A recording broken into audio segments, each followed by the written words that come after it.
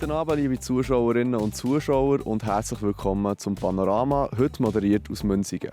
Heute in der Sendung haben wir für euch den Schwinger Patrick Gobeli, das Musikfestival Female Classics und eine philippinische Kulinarik am Viktoriaplatz. Der Patrick Gobeli ist der Beweis dafür, dass im Schwingsport die Grösse keine Rolle spielt. Seit dem 22 darf sich der 25-Jährige als Eidgenoss betiteln. Der Manuel Moser hat ihn bei einem Training besucht. Manchmal ist ein bisschen ein Vorteil. Es braucht halt viel Schweiß. Also man muss viel trainieren, dass man vorne mit den grossen, starken mithalten kann. Es braucht umso mehr Explosionskraft, also Schnellkraft. Und ja, das ist aber auch vielleicht ein bisschen meine Stärke. Momentan die Vorbereitung. Auf was legt man da oder auf was leist jetzt da der Fokus jetzt in diesen Wochen, Monaten, wo du dran bist am Trainieren? Ja, ich habe Ende Saison, also letzten Herbst, noch das Fußsprunggelenk operiert. Jetzt bin ich erst gerade wieder frisch so richtig im wettkampfmässig schwingen. Jetzt ist sicher da Stunden oder jede Minute im Sagmel zu nutzen und hart zu trainieren, dass ich da wieder wirklich richtig Saison Vollgas spritzig bin. Am liebsten ist man an den Schwingfesten und nicht im Training, oder? Also ich tue auch gerne trainieren, das muss man fast, sonst macht man es auch nicht. Aber ja, Schwingfest ist natürlich schon schön. Das Publikum, die Kameraden, der Kampf Mann gegen Mann, das ist schon interessanter als im Kraftraum zu ziehen. Apropos Kraftraum, gibt es irgendwie eine Übung, die du überhaupt nicht gerne machst? Ja, Step-Ups ist jetzt nicht gerade meine Lieblingsübung. Da ist man so, hat man links und rechts Kurzhanteln und macht einen Ausfallschritt hinten raus und dann geht man mit dem rechten zum Beispiel auf die Box und dann zieht man den anderen hoch. Und das ist nicht gerade meine Lieblingsübung, die relativ streng ist, weil ich mit meiner Körpergröße dann nicht gerade einen Vorteil habe. Wie viel Täter sagen, ist auch Kopfsache, vor allem bei so grossen Lässen? Ja, viel.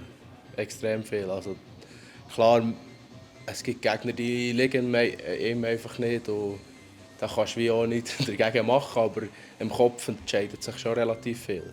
Klar gehört auch noch die Physis dazu und dass du nie gerade irgendwo ein Brästchen hast, Topform, aber im Kopf würde ich sagen, sicher ein Viertel ist im Kopf, der da spielt. Von Gegnern, die dir nicht liegen, gibt es dort irgendwie einen Gegner, der dir nicht so liegt?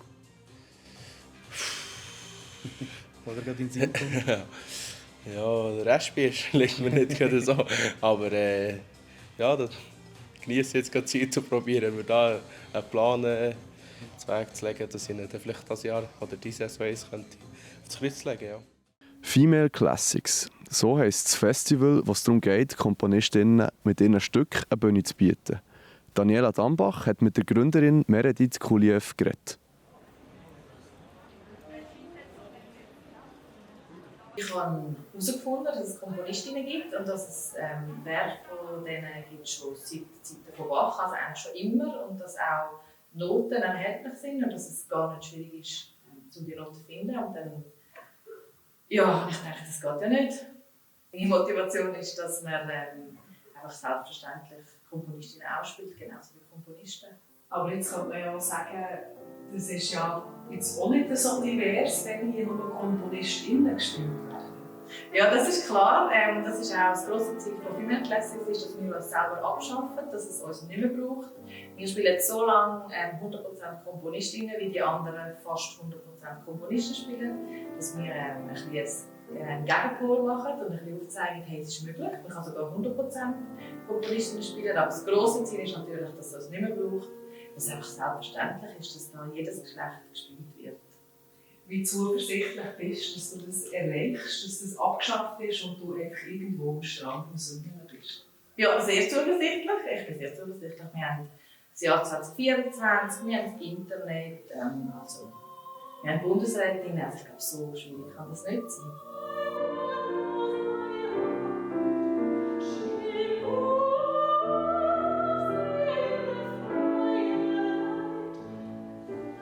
3 Wochen lang wird am Viktoriaplatz in Bern Kulinarik aus den Philippinen angeboten. Das in Form eines Pop-up. Daniela Dambach hat mit dem Jungkoch Ken Rojas geredet und herausgefunden, was es mit seinem Menü Kaibigan auf sich hat.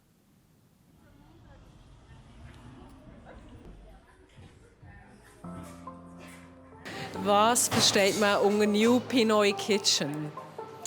Eine Zelebration von authentischer philippinischer Küche. Gemixt natürlich mit einer europäischen Touch. Und was erwartet die Gäste in diesen 3 Wochen hier? Sicher eine mega gastronomische Erfahrung, sicher Spass bei den Zwischengängen natürlich auch und natürlich hauptsächlich auch bei diesen Four-Course, die ich vorbereitet habe. Und authentische Küche, neo-authentische Küche.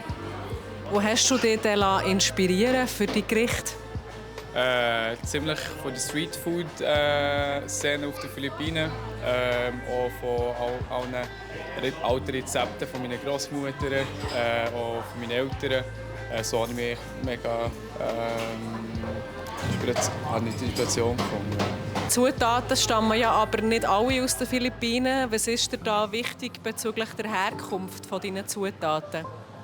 Also ich habe jetzt versucht, kompromisslos authentisch philippinisch zu kochen. Mir aber auch ein bisschen wehgetan, wenn ich jetzt Erdbeeren oder Auberginen mit im Winter würde anbieten. Und darum habe ich so mit das Menü auch ein bisschen angepasst mit regionalen Bioprodukten. Es ist mir mega wichtig, dass ich da auch ganz bewusst nachhaltig koche. Es ist ja das erste Mal, dass du jetzt wirklich allein unter deinem Namen in Erscheinung trittst. Was ist das für ein Gefühl? Hey, recht. Emotional packed, würde ich jetzt dem sagen. Aber auch ein kleines Heimkommen, Homecoming auf Englisch gesagt. Weil ich in Bern bin vor 11 Jahren und jetzt seit dem letzten August in Zürich wohne. Das ist gerade, halt die zwei Thematiken passend für die Situation. Philippines kochen, Homecoming und wieder Retour auf Bern, Homecoming. Und sehr emotional gepackt. Das geht ja nur 3 Wochen. Gibt es da eine Option auf Verlängerung, falls die Berner dir noch die Bude einrennen? Nein, wir haben jetzt mal ganz fixiert auf 3 Wochen Pop-up. Nicht mehr, nicht weniger. Weil es gerade perfect Timing ist, sozusagen, von so einem Konzept. Länger kann ich mir das gar nicht vorstellen, weil ich habe noch ein Zuhause. Ich habe andere Pläne in den nächsten paar Wochen, also nach dem Pop-up vor allem. Und genau, es wird wahrscheinlich keine Verlängerung geben. Oder vielleicht wird einfach kein Beigehen in einem ganz anderen Format wieder geben in der Zukunft.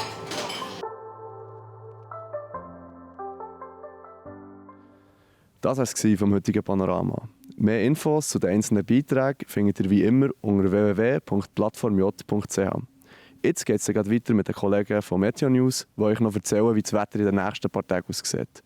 Merci vielmals fürs Zuschauen und schönen Abend miteinander. Das Wetter wird euch präsentiert von Made in Bern.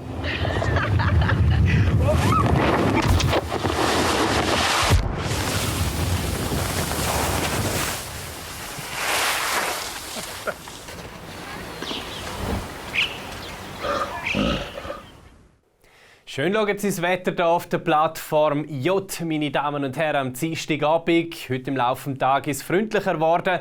Das Hoch hat sich von Westen aufgebaut und hat die Luft ein bisschen angefangen abzutrocknen. Das Hoch hat allerdings nicht so viel Ausdauer. In den nächsten Tagen erreicht es schon wieder feuchtere Luft hier vom Atlantik her. Speziell am Donnerstag ist es dann grau und nass. Und morgen am Mittwoch gibt es die Wetterverschlechterung ganz langsam. Am Morgen sieht es noch freundlich aus. Morgen. Da starten wir noch zum Teil mit sonnigen Verhältnissen in den Tag hinein, aber es ziehen am Vormittag auch schon dichte Wolken von Westen her auf. Die Temperaturen morgen im Bereich vom Gefrierpunkt. Ja, und die Wolken verdichten sich dann mehr und mehr über den Tag hinein. Am Nachmittag, wenn überhaupt, nur noch ein paar scheuche Aufhellungen, am ehesten noch Richtung Oberland, sonst oft auch grau. Aber trocken bis am Abend und die Temperaturen die erreichen Maximalwert um die 11 Grad. Einen schwachen Südwestwind haben wir im Flachland, einen kräftig auffrischenden Westwind auf den Bergen. Ich habe es schon angetönt, der Donnerstag dann ziemlich ein trüber und nasser Tag. Es ist aber mild mit 10 Grad. Schnee gibt es erst ab rund 2000 Meter. In der Nacht auf den Freitag überquert uns dann noch eine Kaltfront. Da wird die Schneefallgrenze knapp unter 1000 Meter absinken. Es gibt zum Teil dann auch ziemlich kräftigen Südwest- bis Westwind am Freitag den Tag durch. recht sonnig bei uns in der Region. Samstag eher wechselhaft, da kann es wieder einzelne Regengüsse geben. Am Sonntag und Montag geht es dann weiter mit einem Mix aus Sonne und Wolken. So leid sieht das über das Wochenende. Und zum Wochenstart dann gar nicht aus. Der trübste Tag wird der Donnerstag sein. Danke vielmals fürs Zuschauen und weiterhin einen schönen Dienstagabend.